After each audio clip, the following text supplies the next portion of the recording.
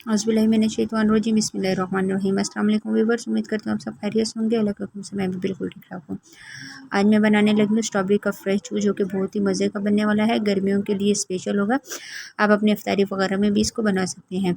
बहुत ही कम चीज़ों से ये बनता है। तो चलिए अपनी रेसिपी स्टार्ट करते हैं। रेसिपी अपने एंड तक देखनी है। तो सबसे पहले आपने ले लेनी है स्ट्रॉबेरी।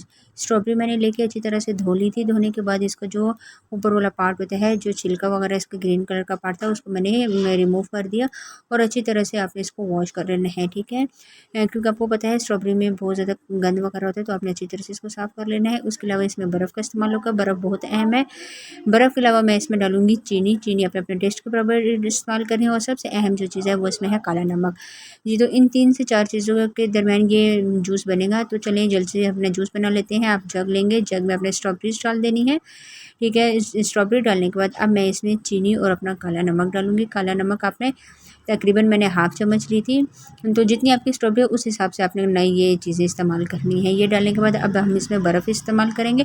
हाफ़ बर्फ़ जो है वो मैं अभी इसमें डालूँगी और हाफ़ हम एंड में इस्तेमाल करेंगे। जी, तो 2 से 3 टुकड़े मैंने अभी डाल दिए थे और जो है और बाद में डालेंगे।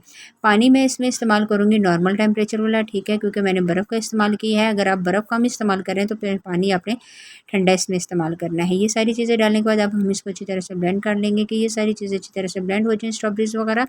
3 से 4 मिनट आपने अपना जूसर चलाना है। जी, तो 3 से 4 मिनट गुज़रने के बाद अच्छी तरह से ये ब्लेंड हो गया था। मैंने जूसर और बंद कर दिया और इसको देखा तो बहुत ही ये अच्छा लग रहा था। तो मैंने जग उतार लिया। अब इसको हम एक ग्लास में शिफ्ट कर लेते हैं। ग्लास आपने कोई सा भी ले लेना है। जी, तो ग्लास में पहले आपने थोड़ी-सी बर्फ़ इस्तेमाल करनी है।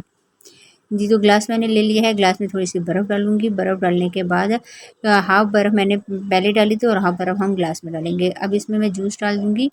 बहुत ही गाढ़ा और बहुत ही अच्छा बना था ये। तो ये रमज़ान में भी आप बना सकते हैं और वैसे भी इस्तेमाल इसको कर सकते हैं। ये बहुत ही फ़ायदेमंद है। बहुत ही ज़्यादा ये अच्छा होता है गर्मियों के लिए। जी, तो ये देखें, ये इसकी फ़ाइनल लुक है। बहुत ही अच्छा बना था। आपने ये रेसिपी ज़रूर ट्राई करनी है। ट्राई करके आपने मुझे बताना है कि आज की ये मेरी आसान सी रेसिपी आपको कैसी लगी। आज के लिए इतना ही। इंशाल्लाह नेक्स्ट वीडियो में एक और न्यू रेसिपी के साथ मुलाकात होगी। तब तक के लिए मुझे दीजिए इजाज़त। दुआ में याद रखिएगा। अल्लाह हाफ़िज़।